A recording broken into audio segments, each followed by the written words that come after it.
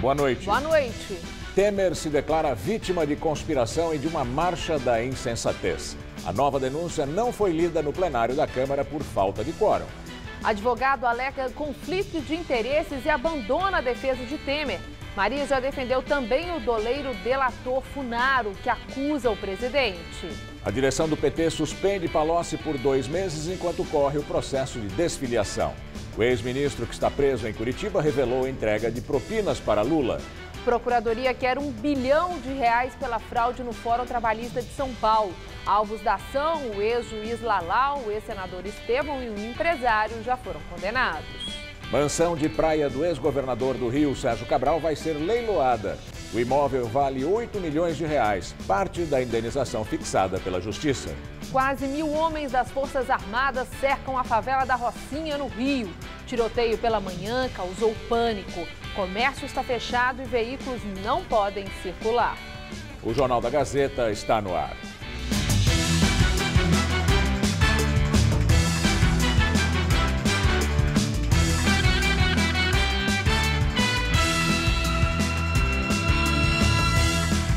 Criminosos usam um novo equipamento para burlar a segurança de casas aqui em São Paulo. A Polícia Civil prendeu na semana passada uma quadrilha que tinha um drone para monitorar os hábitos dos moradores e assim escolher o melhor plano para executar os crimes.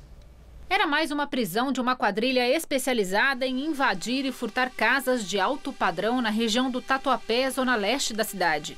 No flagrante que aconteceu no dia 11 de setembro, a polícia encontrou joias, relógios, aparelhos de TV e documentos das vítimas. Mais um equipamento chamou a atenção dos policiais. Os suspeitos estavam com um drone, como esse daqui. Dentro dele havia um card com imagens das residências invadidas. Fazia parte do planejamento do crime sobrevoar as casas, analisar os hábitos dos moradores para depois escolher o melhor momento de entrar. Sistema de iluminação, sistema de segurança, cachorro, se existia algum tipo de animal dentro da casa, ou até mesmo algum funcionário trabalhando. E só depois de posse dessas imagens é que eles praticavam o furto. Os drones estão cada vez mais comuns e acessíveis. Esta loja tem modelos a partir de R$3.000 e são muito fáceis de usar. Esse modelo aqui se movimenta com o meu gesto. Em maio deste ano, a Agência Nacional de Aviação Civil, a ANAC, aprovou uma regulamentação para o uso recreativo e profissional dessas aeronaves. Os equipamentos mais comuns, acima de 250 gramas, precisam ser cadastrados online e só podem voar a mais de 30 metros de distância das pessoas que estão no chão. As regras não limitam a venda. Qualquer pessoa pode comprar de acordo com o uso. Se a pessoa for usar para hobby, não precisa ter nenhuma licença especial. Tem que seguir só as normas, que é não voar menos de 30 metros, a projeção do drone de pessoas, sem autorização por escrito, e não passar de 120 metros de altura, que é o espaço aéreo de helicópteros. A quadrilha presa este mês foi a primeira flagrada pela Polícia Civil de São Paulo utilizando drones para assaltar casas. Para este especialista em segurança privada, é um novo desafio para as polícias. Imagina que um morador percebe um drone numa questão suspeita, ele liga para a polícia e a polícia está preparada para receber essa ligação, o Copom 190, e saber tratar, e ir lá e tentar identificar quem é que está com o drone, questionar qual que é o uso. Então, isso é um desafio grande com relação às forças públicas. Eu acho que tem que haver uma discussão entre as forças públicas do que fazer nesses casos. Ex-fiscal da Prefeitura de São Paulo, Ronilson Bezerra Rodrigues, decide fazer delação premiada para revelar detalhes da máfia do ISS. Ronilson Bezerra Rodrigues é suspeito de comandar a máfia do ISS.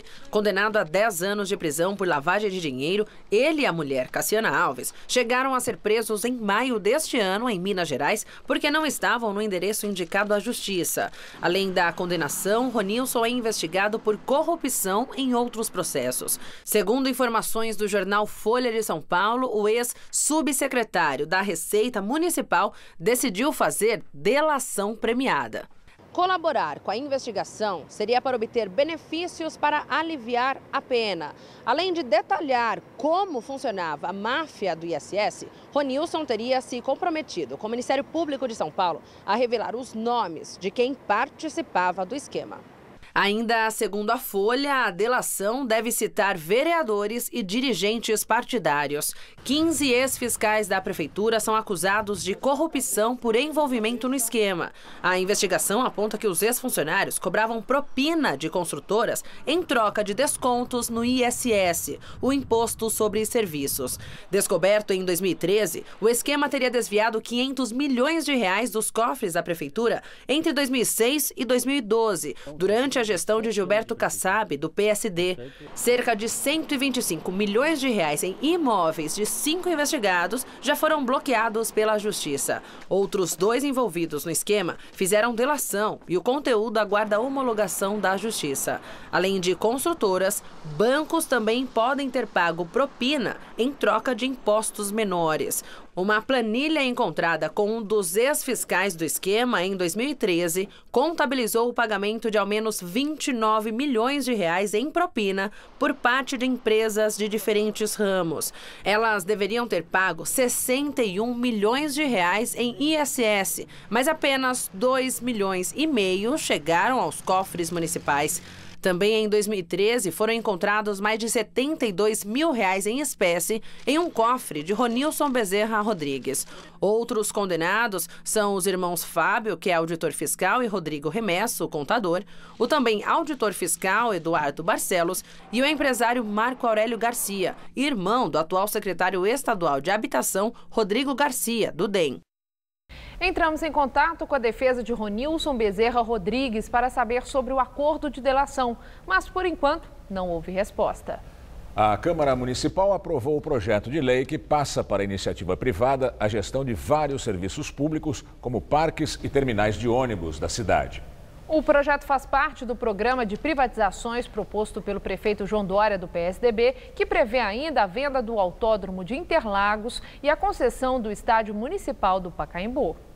O projeto de lei foi aprovado em segunda votação aqui no plenário da Câmara. Foram 38 votos a favor e 13 contra. Agora, o projeto de autoria do prefeito João Dória, do PSDB, vai passar por uma fase de regulamentação que vai durar 6 meses. Até lá, serão feitas audiências regionais nos bairros para informar a população sobre as mudanças. O projeto autoriza a Prefeitura a conceder a gestão de espaços públicos para a iniciativa privada. Estão nesta lista o Estádio do Pacaembu, o Autódromo de Interlagos, o Anhembi e o Parque do Ibirapuera. Também devem ser privatizados os 27 terminais de ônibus da cidade. Na Câmara, a proposta sofreu algumas alterações, como, por exemplo, a exclusão de 12 mercados municipais e dos sacolões. Apenas o Mercadão e o Mercado da Cantareira foram mantidos e poderão ser privatizados. A proposta de capitalizar recursos através da transferência desses espaços para os empresários é uma das bandeiras da gestão Dória. Até uma nova secretaria, a de desestatização, foi criada para essa finalidade. O ex-médico Fará Jorge Fará foi encontrado morto hoje em casa na Vila Mariana, na zona sul de São Paulo, por policiais que foram à casa dele para executar um mandado de prisão. O corpo foi encontrado por policiais que foram até a casa do ex-cirurgião para executar um mandado de prisão. Segundo a polícia, o ex-médico preparou uma espécie de ritual antes de se matar. Vestiu-se de mulher e ouviu uma música fúnebre e teria usado um bisturi para cortar a veia femoral. Fará foi condenado a mais de 14 anos de prisão por ter matado e esquartejado Maria do Carmo Alves Pereira, paciente e amante dele. O crime aconteceu em janeiro de 2003, mas desde 2007, depois de uma decisão do Supremo, ele respondia ao processo em liberdade. Ontem, o Superior Tribunal de Justiça decidiu que o ex-médico deveria voltar para a prisão. Mansão do ex-governador do Rio de Janeiro, Sérgio Cabral, vai ser leiloada pela Justiça. Segundo os investigadores, o local era usado para os negócios ilegais de Cabral.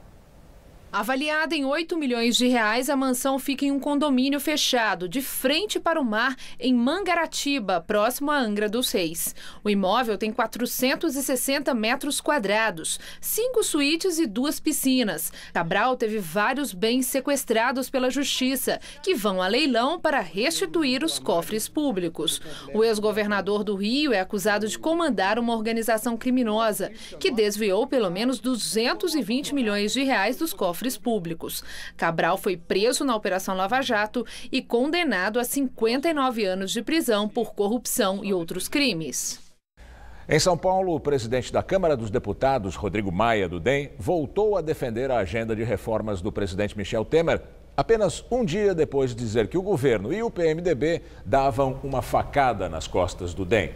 Maia participou da convenção do Solidariedade. O prefeito João Dória e o governador Geraldo Alckmin, ambos do PSDB, também estiveram presentes. Nenhum deles se encontrou no evento, que teve cara de comício que mira as eleições de 2018. Na convenção do Solidariedade foi eleita a nova executiva do partido para os próximos 2 anos. O deputado federal Paulinho da Força foi reconduzido à presidência. Alckmin foi o primeiro a chegar e não estava acompanhado de João Dória. O governador é um dos pré-candidatos para a presidência da República em 2018, pelo PSDB. Ele defendeu o diálogo entre os partidos e falou sobre um possível apoio do Democratas à sua candidatura. Olha, o Democrata é nosso parceiro de longos anos. Se tiver candidato próprio, é mais do que legítimo. Se não tiver e pudermos estar todos juntos, eu acho que é bom para o Brasil. Na saída do evento, o deputado estadual Major Olímpio, do Solidariedade, fez um protesto. O carro de Alckmin foi bloqueado pelo major reformado da PM, que tem acompanhado as agendas do governador como forma de pressão por aumento salarial para a Polícia Militar. Massacrando a polícia! É isso aí, governador! É isso aí! Depois foi a vez de Rodrigo Maia ocupar a mesa ao lado de Paulinho da Força. Durante o seu pronunciamento, disse que espera que o presidente Michel Temer consiga implantar as reformas até 2018 e citou principalmente a reforma da Previdência. Muitas vezes as pessoas me perguntam por que você defende tanto a reforma da Previdência? Porque a reforma da Previdência hoje beneficia os que ganham muito e prejudica os que ganham pouco. Porque como aqueles que ganham muito levam tudo, os que ganham pouco são prejudicados. O presidente da Câmara dos Deputados saiu sem dar entrevista e minimizou a disputa entre DEM e PMDB por filiação de parlamentares.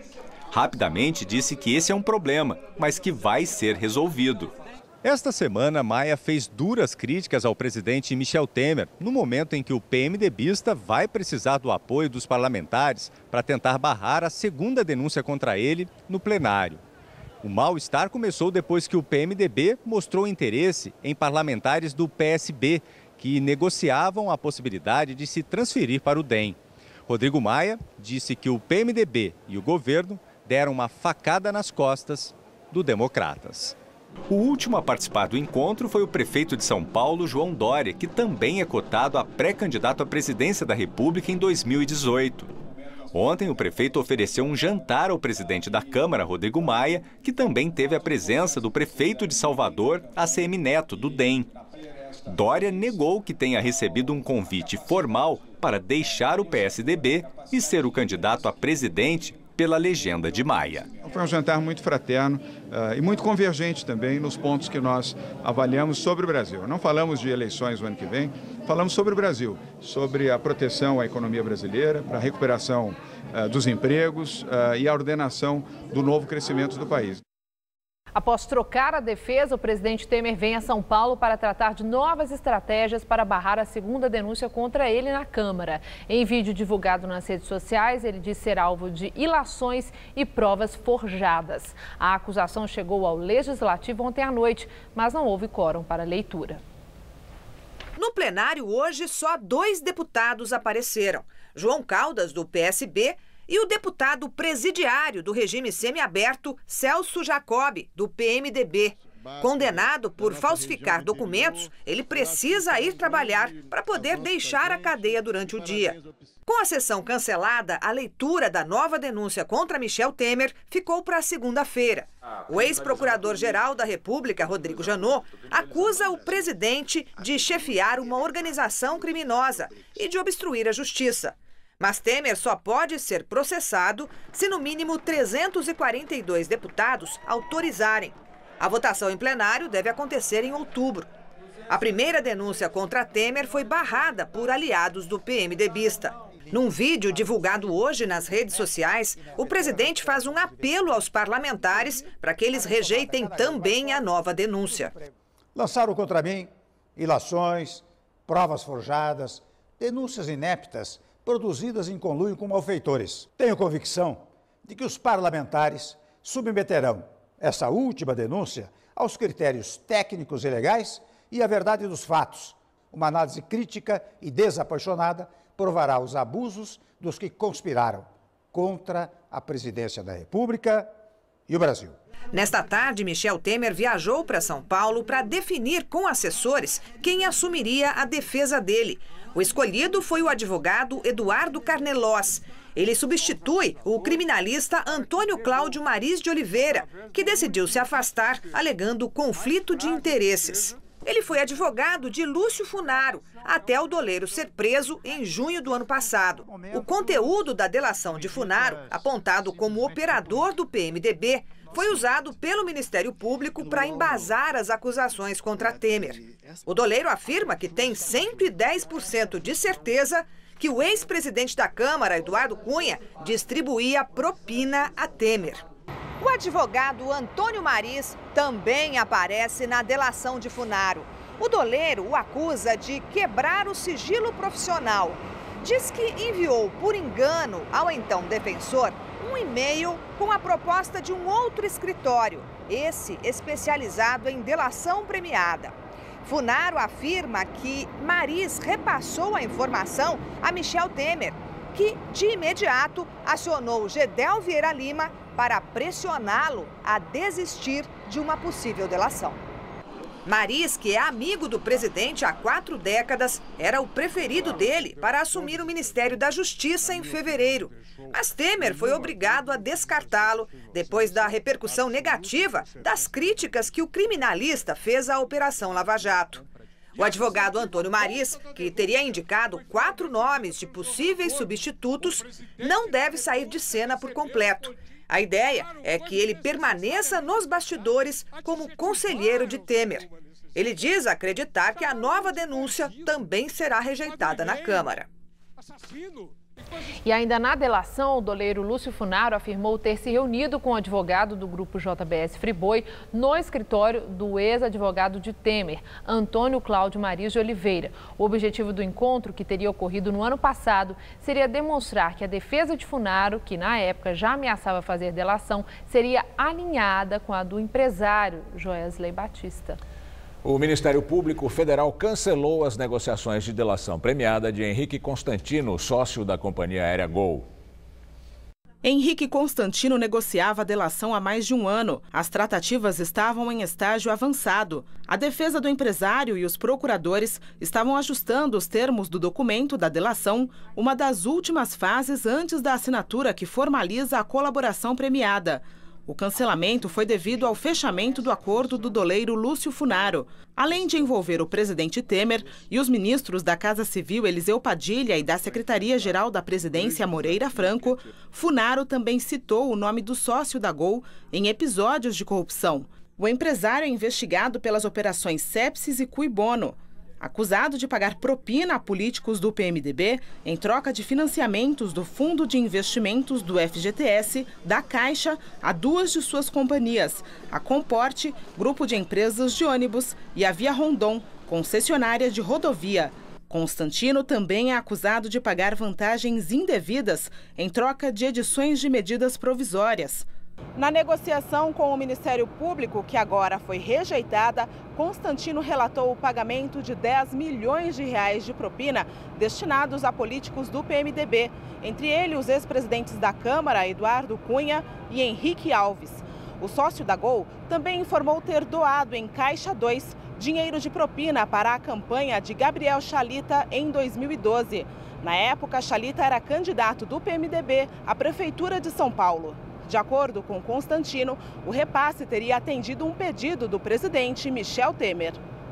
Na delação, Funaro disse que o sócio da Gol chegou inclusive a dar um Porsche à Cunha como forma de propina. Agora, com a recusa do Ministério Público, a defesa de Constantino vai tentar retomar do zero a negociação com a nova equipe da Procuradora-Geral da República, Raquel Dodge, substituta de Rodrigo Janot. A assessoria de imprensa do Grupo Comporte disse que segue colaborando com as autoridades para o total esclarecimento dos fatos. O Diretório Nacional do PT decide suspender de forma provisória por 60 dias o ex-ministro Antônio Palocci, que está preso. O ex-presidente Lula não participou da votação. Aliado íntimo de Lula, Palocci disse há 15 dias, em depoimento ao juiz Sérgio Moro, que o ex-presidente selou um pacto de sangue com a empreiteira Odebrecht, que recebeu propinas. Segundo o Diretório Nacional do PT, Palocci mentiu sem apresentar provas do que disse. O Diretório Municipal de Ribeirão Preto, ao qual Palocci é filiado, abriu um processo para avaliar o desligamento do ex-ministro. E ainda nesta edição do Jornal da Gazeta, Rodolfo Gamberini entrevista o deputado federal Roberto Freire, presidente nacional do PPS, sobre a crise política e as eleições do ano que vem. Violência no Rio de Janeiro. Uma manhã de intensos tiroteios na Rocinha e em outras 7 favelas assustou os moradores.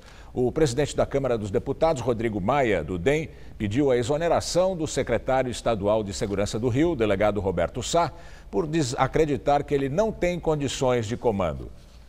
O batalhão de choque da Polícia Militar fez uma nova operação na Rocinha na manhã de hoje.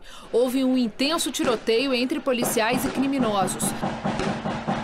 Escolas e unidades de saúde foram fechadas. Segundo a Secretaria Municipal de Educação, quase 7.000 estudantes ficaram sem aulas. Importantes ruas de acesso foram fechadas.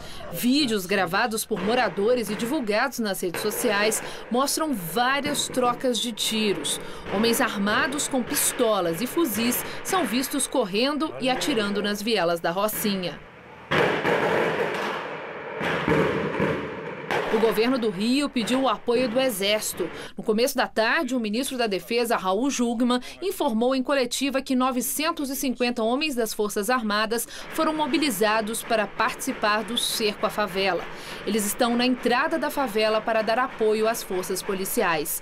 Jungmann comparou a situação do Rio com a de um doente na UTI. Eu costumo dizer o seguinte: você tem um doente na UTI e ele tem fraturas múltiplas e uma hemorragia interna. Mas ele tem também uma cirrose. O que é que a gente vai cuidar primeiro? De segurar aquela hemorragia ou da cirrose? Você tem toda a razão. A cirrose é o estrutural, a hemorragia é a urgência.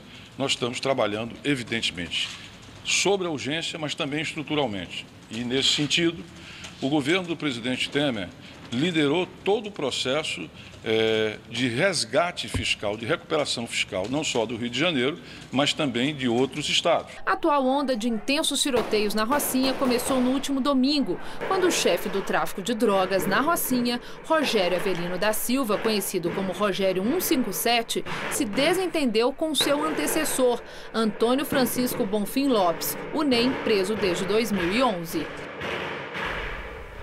E agora vamos ao comentário de Josias de Souza, direto de Brasília. Ele fala sobre o uso das Forças Armadas no combate à violência no Rio. O uso das Forças Armadas no combate ao crime urbano na cidade do Rio de Janeiro, que deveria ser algo pontual, virou corriqueiro. O fenômeno nasceu quando Sérgio Cabral governava o Rio. Lula topou, Dilma ampliou e Temer institucionalizou. Hoje, as favelas cariocas estão mais violentas. Cabral está preso em Bangu 8, Lula flerta com a cadeia, Dilma é matéria-prima para inquérito policial, Temer é o primeiro presidente denunciado da história e as tropas militares viraram forças cenográficas. O atual surto de violência localizado na favela da Rocinha foi deflagrado a 3.400 quilômetros do Rio, no presídio de segurança máxima de Rondônia. Ali está preso o traficante Antônio Bonfim Lopes, o NEM. A distância não o impediu de ordenar o ataque a um traficante rival na Rocinha. O presídio federal virou escritório do traficante. O ministro Raul Jungmann da Defesa comparou o Rio de Janeiro a um doente na UTI. Ele disse que o paciente tem fraturas, hemorragia interna e uma cirrose. O ministro perguntou: você vai segurar a hemorragia ou a cirrose? Bem, a cirrose só será curada no dia em que o poder público se livrar de gestores que se deixam embriagar pela corrupção. Até lá, o uso da tropa em operações de segurança pública tem o efeito de um band-aid. Serve para curativos pontuais, mas não segura hemorragias. Boa noite. 2 policiais e um guarda civil foram condenados hoje pela maior chacina da história do estado de São Paulo. Os crimes ocorreram em agosto de 2015 nas cidades de Osasco e Barueri, na Grande São Paulo. Os 3 foram condenados pelos assassinatos de 17 pessoas e pela tentativa de outras 7. Segundo a acusação, eles agiram para vingar a morte de um policial e de um guarda civil, dias antes da chacina.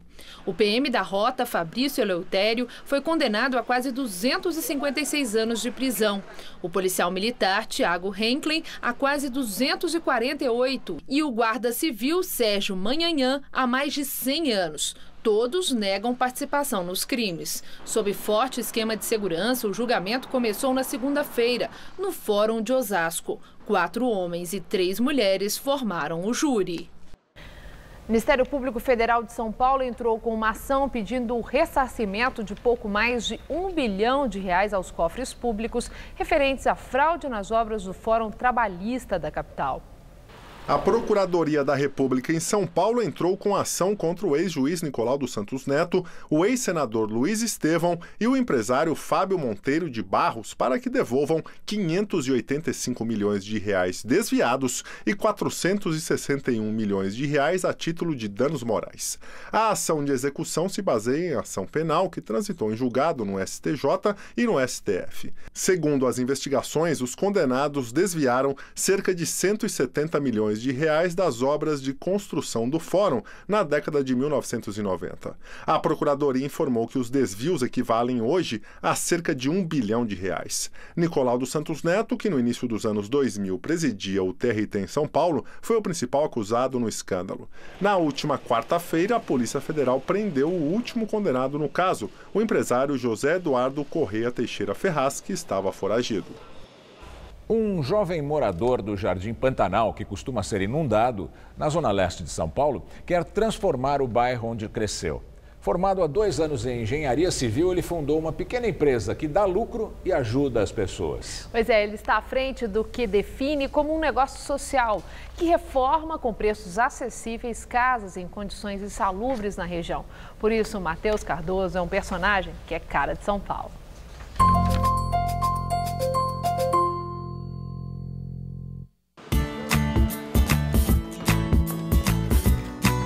Matheus só tem 22 anos, mas já sabe bem o que quer. Foi no bairro Jardim Pantanal, periferia de São Paulo, que ele cresceu.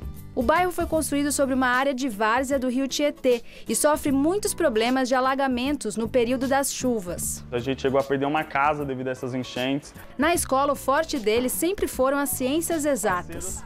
Por isso, resolveu estudar engenharia civil e acabou passando no vestibular de uma faculdade de prestígio, no centro da cidade. Na faculdade eu tive acesso a STEM, empreendedorismo social, empreendedorismo com propósito, e aí eu me encontrei. E aí foi a virada de chave para eu tanto entender que eu podia transformar esse ambiente, todos esses ambientes, como podia ser uma opção de carreira para mim também. Foi aí que surgiu a ideia de fundar a empresa Moradigna, um negócio social criado para reformar casas em condições insalubres dos moradores do bairro, a um preço acessível. O negócio social não é nem uma empresa do segundo setor, uma empresa tradicional que visa o lucro, mas também não é uma ONG do terceiro setor que visa a causa social. É o setor 2,5, que junta o que tem de negócio do segundo setor com o que tem de propósito das ONGs. Dona Leonarda mora aqui no bairro há 16 anos e já sofreu com 2 enchentes.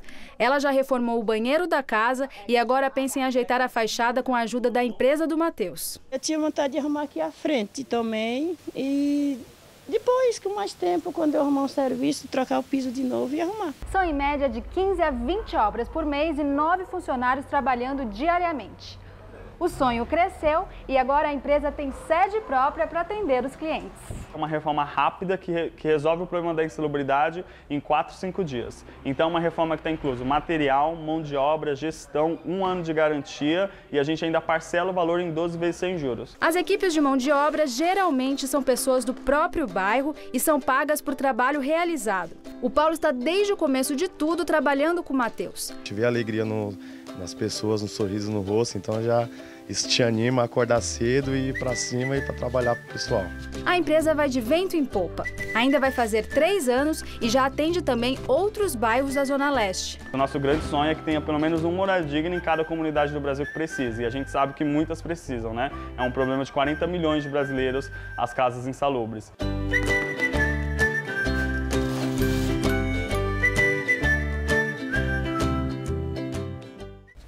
Hoje é o Dia Mundial Sem Carro. Aqui em São Paulo, a data foi marcada por bloqueios de ruas no centro da cidade e por iniciativas para chamar a atenção dos motoristas. A empresa que Janaína trabalha resolveu entrar na mobilização e deu para os funcionários a oportunidade de deixar o carro em casa para uma experiência diferente, uma espécie de táxi, só que de bicicleta.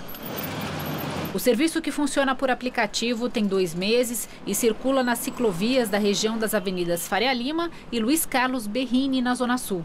A pessoa baixa o aplicativo nas lojas virtuais, ela faz a chamada pelo aplicativo em qualquer ponto da ciclovia, aqui no trecho da Faria Lima, vai do CEAGESP ao Shopping Morumbi. E nós deixamos próxima do destino que ela for. Eu acredito que dê para levar para a vida, sim. Em especial na temperatura que a gente está chegando agora, primavera, verão, então isso vai ajudar bastante e eu pretendo aderir. O Dia Mundial Sem Carro é um dia de conscientização, mas na prática não mudou os índices de congestionamento hoje em São Paulo. O pico da manhã foi às 9 horas e teve 67 quilômetros de filas, dentro da média que varia de 57 a 91 quilômetros neste horário. Mas aos poucos, o trânsito da cidade, que tem 8,5 milhões de veículos registrados no Detran, tem mudado. Há 10 anos, o pico de trânsito à tarde era de, em média, 110 quilômetros. Em 2016, a média caiu para 64 quilômetros. Agora, em 2017, subiu um pouco e é de 81 quilômetros de filas. No centro de São Paulo, o índice de congestionamento hoje ficou perto do zero. Deu até para caminhar no meio do asfalto, em pleno viaduto do Chá, na hora do almoço.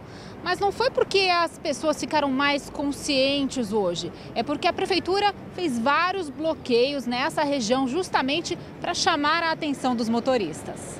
Só táxis, ônibus e bicicletas puderam circular na região da prefeitura, Teatro Municipal e Praça da Sé.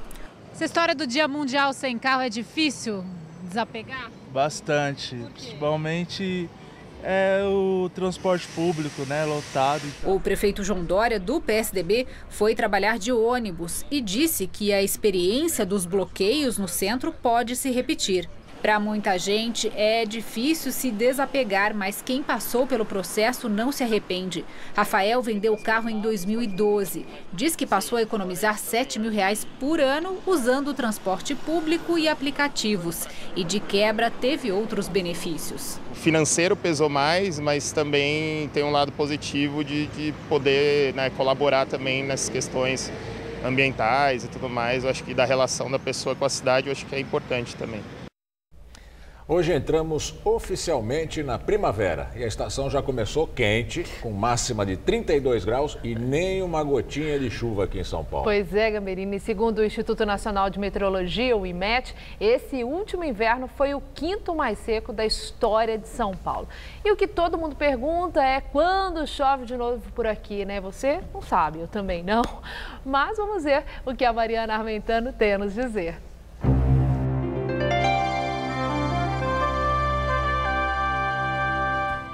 A frente fria que se formou no sul do país promete avançar em direção ao sudeste nesse final de semana.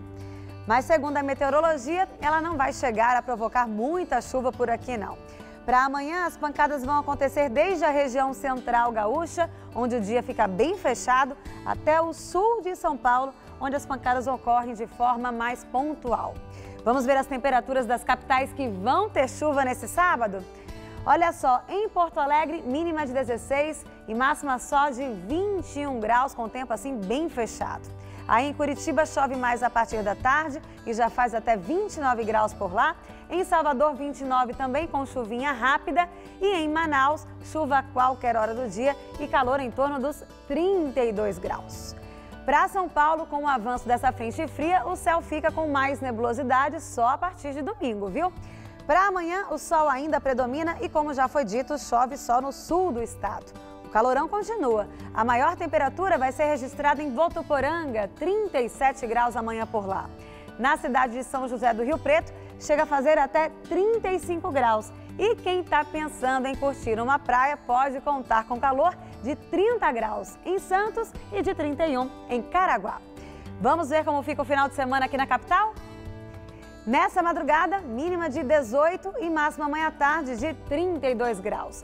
Já no domingo, vira o vento e a máxima cai para 26. Na segunda-feira, as temperaturas ficam entre 15 e 27 graus e tudo indica que teremos chuvas por aqui já a partir da tarde. Centenas de pessoas ligadas a movimentos LGBT bloqueiam a Avenida Paulista para protestarem contra a chamada cura gay. O repórter Luciano Penteado acompanha o ato e tem mais informações. Luciano.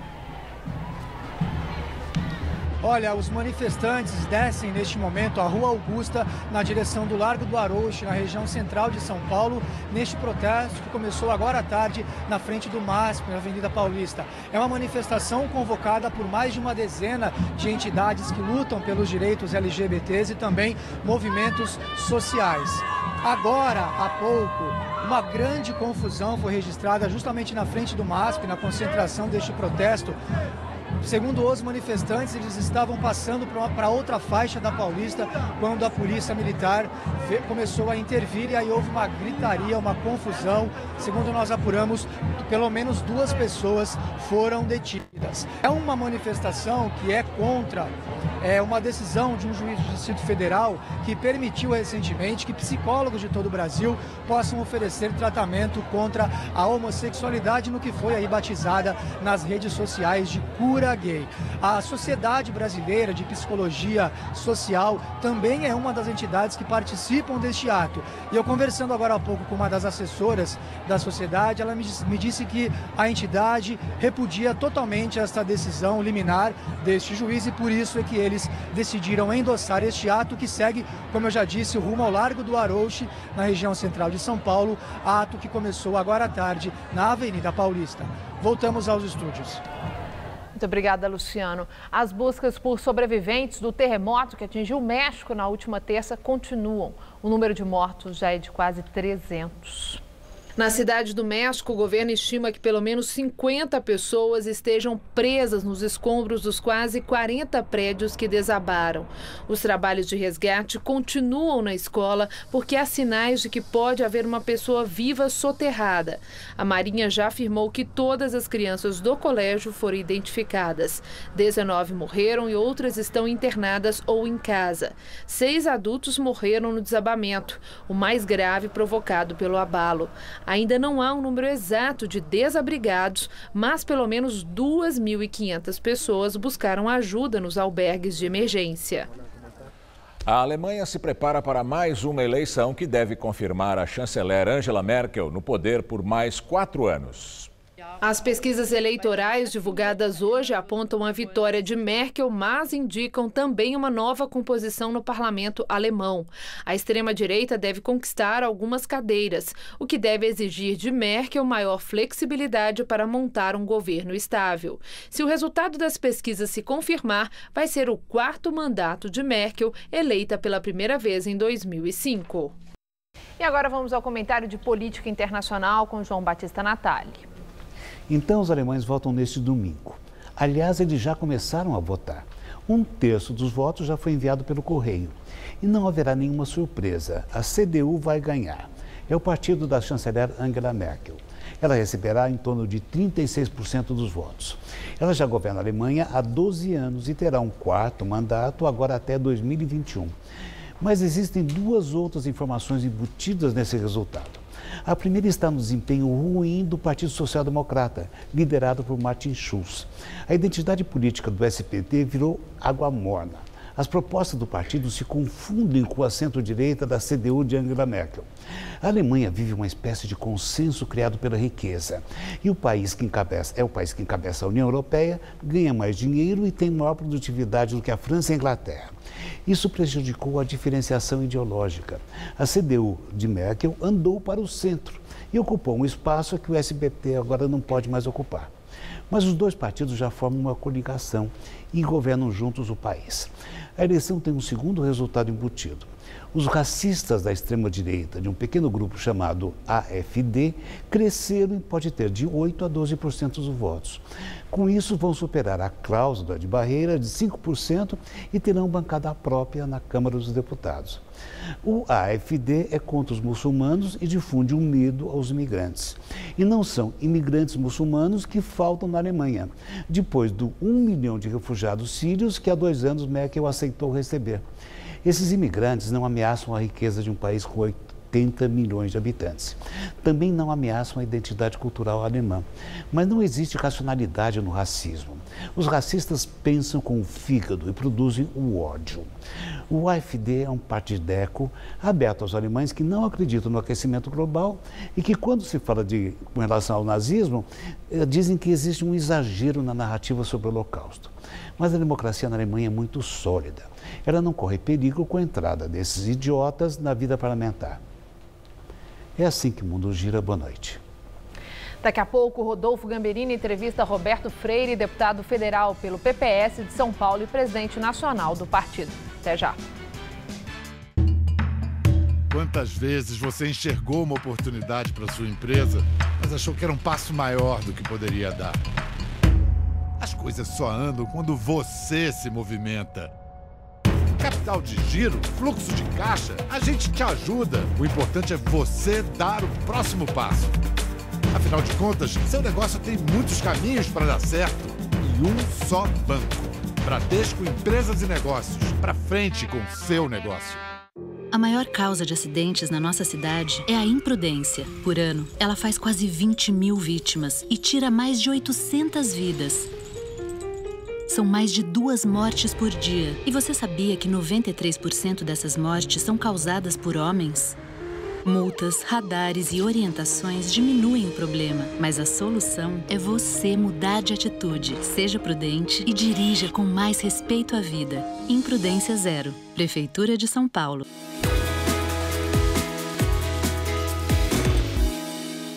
Quando bater aquela vontade de comer as delícias da cozinha italiana, venha para o Lelis Trattoria. Deliciosas massas, assados, carnes e frutos do mar, servidos em porções fartas. Noites com música ao vivo, estacionamento gratuito e, na semana, almoço executivo. Lelis Trattoria. A nossa especialidade é fazer você feliz. É Vero, é Lelis. Rua Bela Sintra, 1849 Jardins. Reservas 3064-2727 ou lelis.com.br.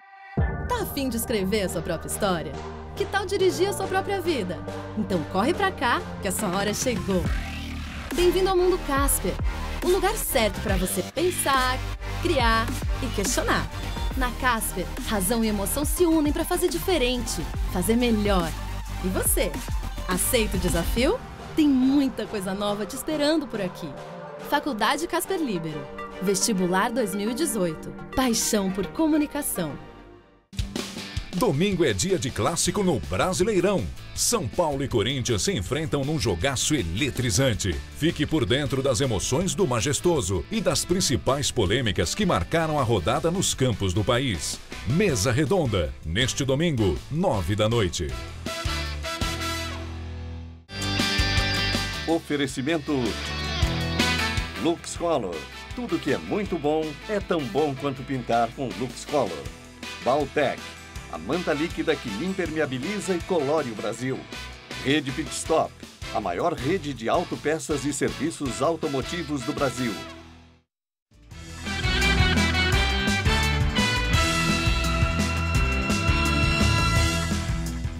O ministro da Defesa, Raul Jungmann, disse agora há pouco que a Rocinha encontra-se pacificada. Ele afirmou que os militares vão permanecer na comunidade durante toda a noite, pelo menos até amanhã.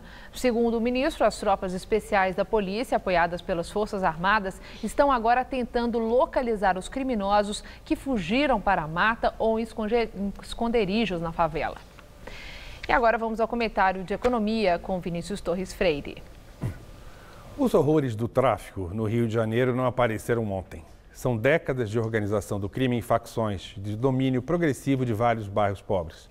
É um desastre que começou faz mais de 30 anos, pelo menos.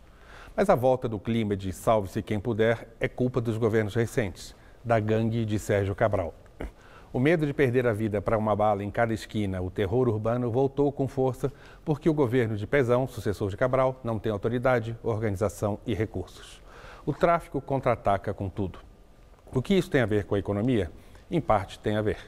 O Rio tem uma das piores situações econômicas do país nesta crise. O Rio e o Nordeste. Por exemplo, ontem saíram os dados do emprego com carteira assinada até agosto. No Brasil, o emprego com carteira assinada, CLT, aumentou um pouquinho neste ano, menos de 0,5%. Em São Paulo, cresceu quase 1%. No Rio, ainda despenca mais de 2%. Em São Paulo, foram criados mais de 100 mil empregos com carteira. No Rio, com 1/3 da população de São Paulo, desapareceram quase 80 mil empregos formais. No varejo, as vendas pararam de cair em São Paulo. No Rio, ainda afundam. O que aconteceu? É verdade que a baixa mundial dos preços do petróleo causou problemas no estado do Rio, que depende muito disso. Essa crise destruiu empregos e tirou receita do governo estadual. Mas o governo do Rio criou um monte de despesas permanentes, gastos com funcionalismo, por exemplo, os que mais cresceram no país. Mas a receita do petróleo era variável. Quando esse dinheiro vingou, veio o desastre. O governo do Rio, além de incompetente, é um dos mais corruptos do país. O fim das obras malucas e mal pensadas do governo Dilma, obras de refinarias, por exemplo, prejudicou também o Estado. No fundo, o grande problema veio desses governos corruptos e ineptos do PMDB, do grupo criminoso de Sérgio Cabral. O Estado está quebrado, não paga os funcionários, não tem dinheiro para o hospital e tem de pedir ajuda das Forças Armadas para ter polícia bastante. Não tem autoridade, está desmoralizado e não sabe o que fazer. O resultado da incompetência administrativa e econômica é a volta do terror. Boa noite. Vamos agora à entrevista do dia com Rodolfo Gamberini. Nosso convidado hoje é Roberto Freire, deputado federal pelo PPS de São Paulo e presidente nacional do partido. Boa noite, deputado. Obrigado por estar aqui com a gente. Satisfação.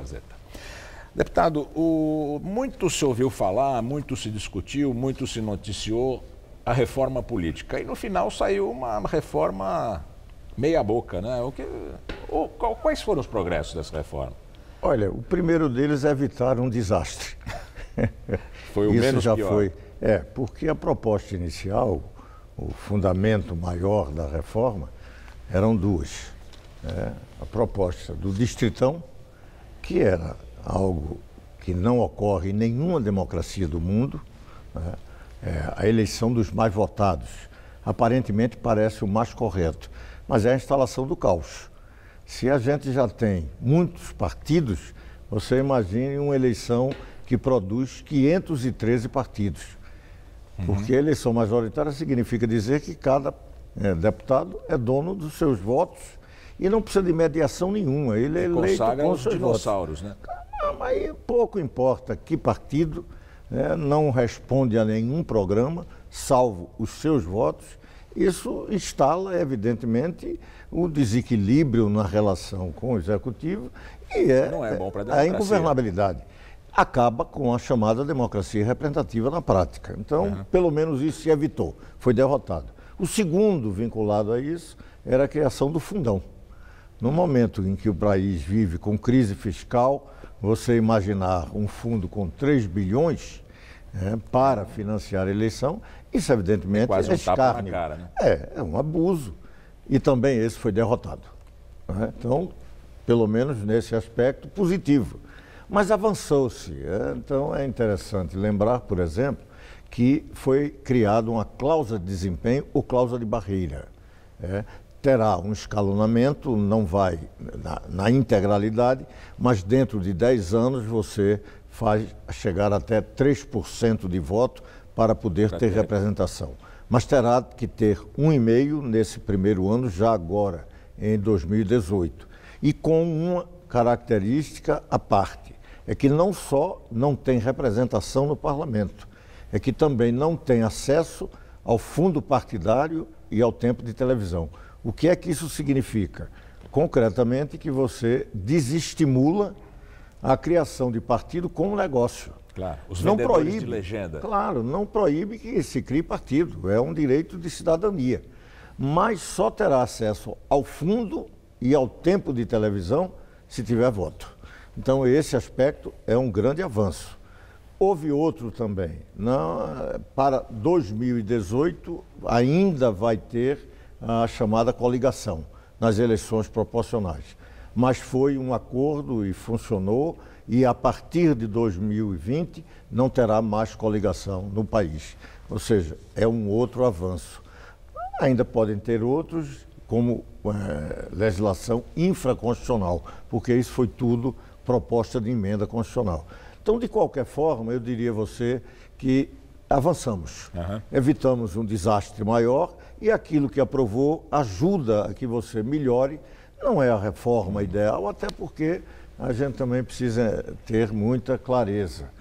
Ter reforma ideal é muito difícil, são várias as ideias, são vários os projetos e você ter algum consenso é muito difícil. Você conversa com um, aí diz, mas eu não gostei disso, está bem, mas tem outro que gostou e tem outro que desgostou muito mais do que você. Essa é a sociedade democrática, pluralista, e acho que nesse sentido nós tivemos até um resultado, até agora, melhor do que em outros momentos anteriores que tentamos reforma política eleitoral. Deputado, então, esse aspecto foi importante para o Congresso. A denúncia do presidente Michel Temer não teve quórum na Câmara para ser apreciada. Lida. Para ser lida agora. Para ser lida. O senhor estava lá na Câmara? Não, mas... O senhor não deu quórum? Não, eu não estava, estava aqui em São Paulo, tinha um compromisso aqui. Vai ter quórum ou o presidente vai não, levar? Isso teve na outra também, porque como chega em final de semana, aí normalmente ninguém nem estava preparado. Até porque é um número pequeno para poder abrir e ler. São 52 deputados. É porque chegou tarde da noite, num final de semana, sem aviso prévio.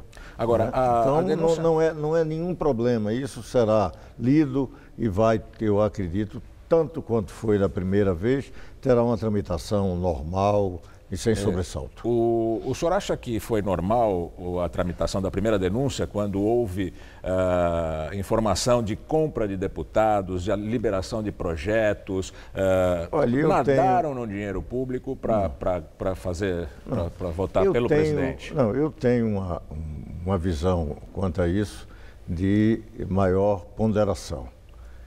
Nós conseguimos, no Congresso Nacional, criar as chamadas emendas impositivas. Então, a emenda parlamentar não está mais sob critério do Executivo. Ele não dá a quem quer. Isso era motivo de uma vinculação, né? De vinculação, uma pressão. O Executivo liberava para quem quisesse, utilizava exatamente para esse troca-troca, mas agora não. Agora é impositiva, não importa que o parlamentar, a oposição ou o governo. Só para dar um exemplo muito concreto. Rapidamente, por favor. Rapidamente. O PT foi o segundo partido que mais recebeu emendas executadas naquele período exatamente da apuração e da votação da denúncia contra o presidente. Não é bem isso. Tá bem. Agora, claro, o governo utiliza dos recursos e em todos eles utilizaram Dilma tentando impedir o impeachment. É muito normal no presidencialismo esse tipo de relação. Por isso eu sou parlamentarista, porque um governo desse com problema já teria caído sem nenhum trauma. Tá bem. Muito obrigado, deputado, pela entrevista. Eu que agradeço no Jornal da Gazeta. Muito obrigado. O Jornal da Gazeta fica por aqui. A edição de hoje pode ser vista no site do Jornal da Gazeta. Mais notícias em nossa edição das 10. Uma boa noite para você. Boa noite, bom fim de semana e até segunda. A dupla César e Paulinho canta sucessos dos seus 43 anos de carreira na Festa Sertaneja de hoje, 10h30 da noite.